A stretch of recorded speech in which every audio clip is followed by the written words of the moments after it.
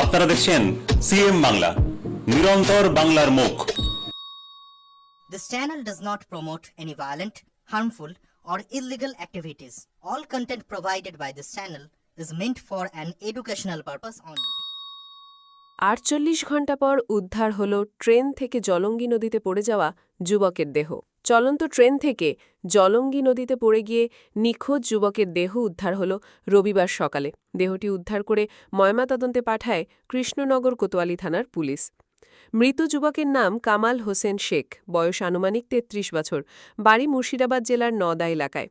জানা যায়, আর্থিকভাবে পিছিয়ে পড়া পরিবারের ওই যুবক আনুমানিক ১ মাস আগে হায়দ্রাবাদে পরিযায়ী শ্রমিকের কাজ করতে গিয়েছিলেন। শুক্রবার শিয়ালদহ থেকে লালগোলা প্যাসেঞ্জার ট্রেনে বাড়ি ফেরার সময় ট্রেনের দরজার সামনে বসেছিলেন তিনি। ট্রেনটি কৃষ্ণনগর থেকে ছেড়ে জলঙ্গি নদীর রেল ব্রিজে পৌঁছলে কোনোভাবে চলন্ত ট্রেন থেকে সে নিচে নদীতে পড়ে গিয়ে নিখোঁজ হয়ে যায়। ঘটনাটি জানতে পেরে ওই যুবকের পরিবারের লোকজন নওদা থেকে কৃষ্ণনগরে চলে আসেন। পাশাপাশি স্থানীয় প্রশাসনের পক্ষ থেকে নদীতে ডিজাস্টার ম্যানেজমেন্টের টিম ও ডুবিরি নামিয়ে নদীগর্ভে তল্লাশি শুরু করা হয়। ঘটনার প্রায় ৪৮ ঘণ্টা পর রবিবার সকালে নদী থেকে ওই যুবকের নিথর দেহ উদ্ধার হয়। কৃষ্ণনগর কোতোয়ালি থানার পুলিশ দেহটি ময়নাতদন্তের জন্য এদিন শক্তিনগর হাসপাতালে পাঠায়। মৃত যুবক ওই পরিবারের একমাত্র রোজগারে ছিলেন। বাড়িতে তার স্ত্রী ও ২টি ছোট শিশু সন্তান রয়েছে। বর্তমানে কিভাবে সংসার চলবে তা ভেবে কার্যত বাকরুদ্ধ হয়ে পড়েছে পরিবার পরিজনেরা। তবে ঘটনাটি নিছকই দুর্ঘটনা না এর পেছনে অন্য কোনো রহস্য আছে তা খতিয়ে দেখছে পুলিশ। দেবাশিস সিংয়ের রিপোর্ট, সিএম বাংলা। আমার ছোট ভাই আপনার শিয়ালদা থেকে লালগোলাগামী ট্রেনে বাড়ি ফিরছিলেন। হায়দ্রাবাদে পরিযায়ী শ্রমিকের কাজ করেন।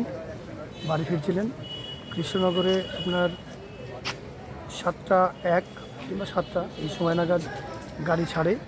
গেটের কোলে একটু গরম লেগেছিল, গেটের কোলে বসেছিল। শুক্রবার ৭টা ৬ নাগাদ জলঙ্গি নদীর উপরে যে ব্রিজ আছে সে ব্রিজ থেকে পড়ে যায়। কবে পড়ে গেছে? শুক্রবারে না গতকাল? শুক্রবার। আচ্ছা, আমরা শুক্রবারের দিনেই এখানে এসেছিলাম। শুক্র, শনি, রবি, আজকে রবিবারের দিন সকাল ৫টা ৪০ আমরা নিজস্ব লঞ্চে করে গোটা নদী খুঁজে আমরা তাকে আজকে ৫টা ৪০ পেয়েছি। আপনার কে হন উনি? উনি আমার কাকার ছেলে, ছোট ভাই। কি নাম ওনার? কামাল হোসেন। বাড়ি কোথায়? বাড়ি গঙ্গাধারী, নওদা থানা, জেলা মুর্শিদাবাদ। আপনার নাম? মেহেদি হাসান শেখ।